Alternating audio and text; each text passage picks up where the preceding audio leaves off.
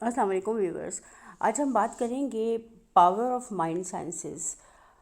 اکثر آپ نے میری ویڈیوز میں مائنڈ سائنسز کے حوالے سے ویڈیوز بھی دیکھی ہیں اور اکثر ہم مائنڈ سائنسز کا لفظ استعمال کرتے ہیں. تو بہت سارے لوگوں نے یہ سوال کیا کہ مائنڈ سائنسز آخر کیا ہے.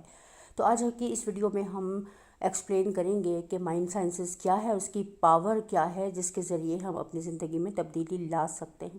تو اگر ہم اپنی صرف ایک ڈیفینیشن کو سمجھنا چاہیں کہ مائنڈ سائنسز کیا ہے, تو مائنڈ سائنسز کی ڈیفینیشن یہ ہے کہ the interdisciplinary state of the human mind encompassing various fields that explore the working to cognition, behavior and emotions and consciousness. یعنی کہ جب ہم اپنے بیہیویئر, اپنے کانشیسنس اور اپنے ایموشنس کے اوپر ورک کرتے ہیں, اپنی تھاٹس کو ہم دیکھتے ہیں, سمجھتے ہیں اور ہم ایک ضابطۂ حیات کے تحت اپنی زندگی کو گزارنے کی کوشش کرتے ہیں, تو مائنڈ سائنسز کا مطلب ہے کہ اپنے رویوں کے اندر اپنے مائنڈ کو سمجھ لینا, اپنے مائنڈ سے واقفیت حاصل کر لینا.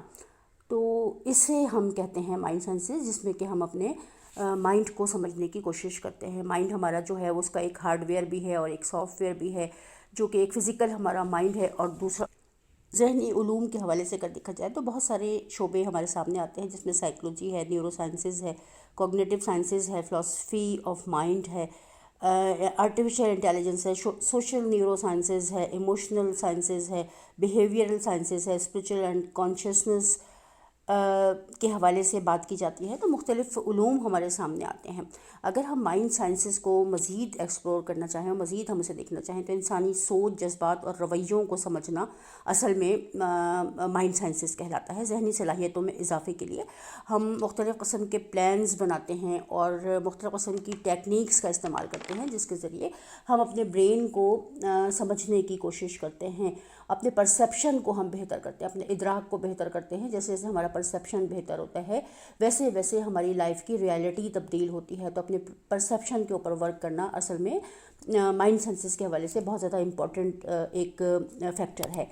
اسی کے ساتھ ساتھ ہماری جو اسپریچولیٹی ہے اور ہماری کانشیسنس ہے اس کو ایکسپلور کرنا, یہ بہت اہم ایک فیکٹر ہے مائنڈ سائنسز کے حوالے سے, کہ ہم کانشیسنس کیا ہے اس کو معلوم کرنا, اس کو دریافت کرنا اور اپنے اندر سے اپنے سچ کو دریافت کرنا, اپنی ریالٹی کو پہچاننا, یہ ساری چیزیں ایکسپلور کرنا اصل میں مائنڈ سائنسز کے حوالے سے بہت زیادہ امپورٹنٹ ہے. کہ اپنی ذات کا علم, آگاہی اور وجدان کا پیدا ہونا, یہ بہت زیادہ امپورٹنٹ ہے.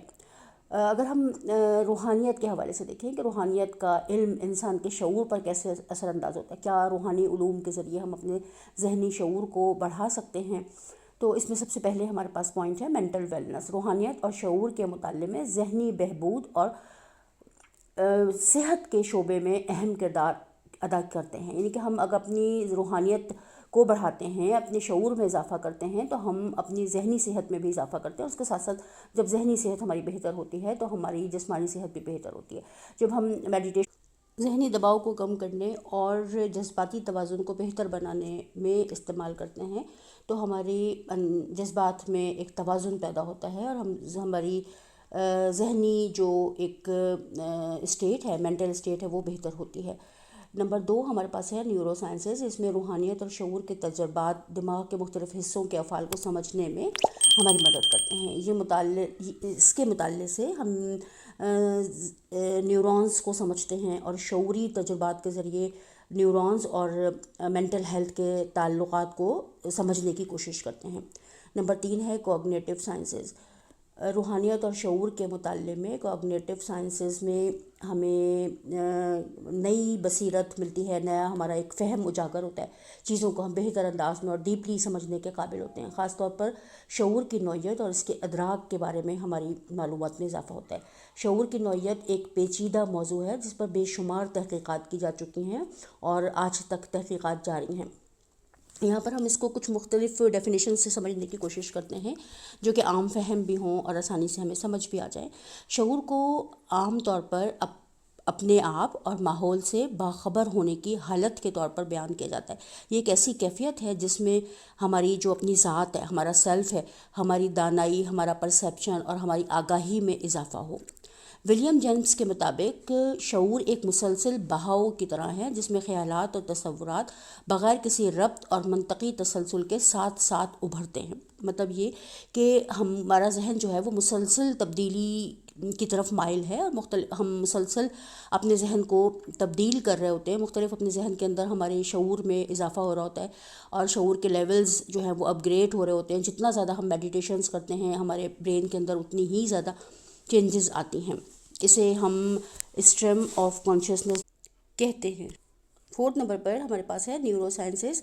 اس میں شعور کی تحقیق دماغ کے مختلف حصوں کی افعال اور ان کے باہمی تعلقات کو سمجھنے پر مرکوز ہے. اس میں یہ جاننے کی کوشش کی جاتی ہے کہ شعور کیسے بیدار ہوتا ہے، شعور میں اضافہ کیسے ہوتا ہے. نیورو سائنسز میں شعور کو دماغ کے جو نیٹ ورک کے افعال کے ساتھ جوڑا جاتا ہے. ٹھیک ہے، جس طرح ہمارے برین کا جو نیٹ ورک ہے اسی کے مطابق ہماری جو میسیجز ہیں وہ ہماری پوری باڈی میں کنوے ہوتے ہیں، ہماری پوری باڈی کے اندر پھیلتے ہیں، اور انہی نیورونز کا جو نیٹ ورک ہے اسی کے ذریعے جو برقی اور کیمیائی سگنلز کی جو منتقلی ہے وہ ہمارے شعور کی مختلف حالتوں کو جنم دیتی ہے.